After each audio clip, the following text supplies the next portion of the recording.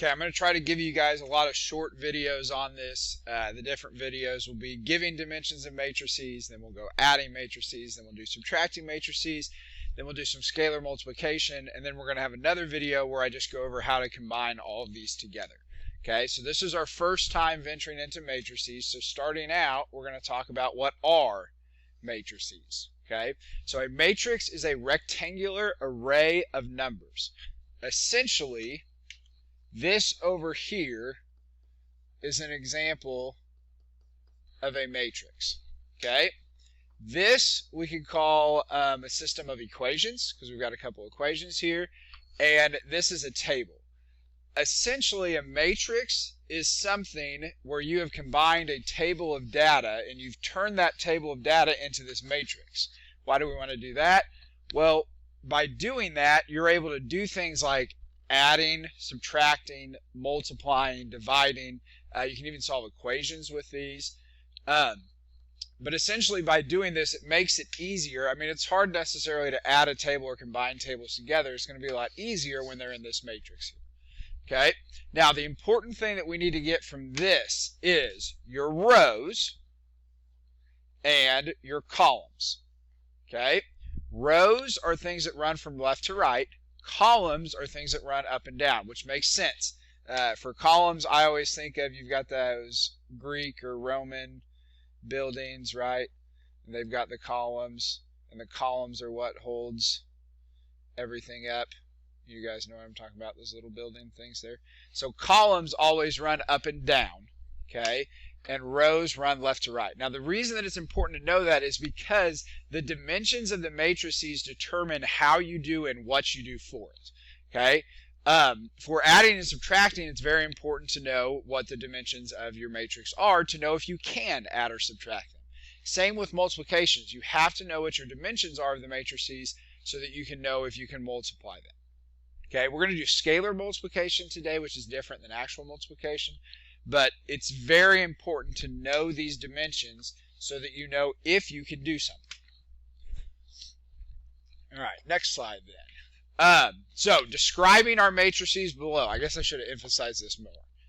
My bad. Back here, the dimensions of your matrix are going to be your rows by your columns. So, rows come first. You have to remember that your rows come first, and that is very important that your rows come first. Okay? So, practicing up here. Okay? I've got to describe the matrices. I've got to describe the matrices below. Okay? We need to look at the number of rows by the number of columns. Okay? So, remember, rows run from left to right. Okay? So, I'm going to do my rows in blue. So, there are my rows. My columns run up and down. So here are my columns. Okay? So when we do our dimensions, we want to do rows by our columns. Rows are what's in blue, columns are what's in red. Okay? So I have 2 rows by 3 columns. Okay? So this matrix right here, you would identify this matrix as a 2 by 3 matrix. Okay? Go ahead and pause and see if you guys can figure out what the dimensions are for matrix B. Okay? Hopefully you guys have your answer down. So we're going to do the same thing. How many rows do I have? I've got 1, 2, 3, 4 rows. So I've got 4 rows by how many columns? There's 1 column. There's 2 columns.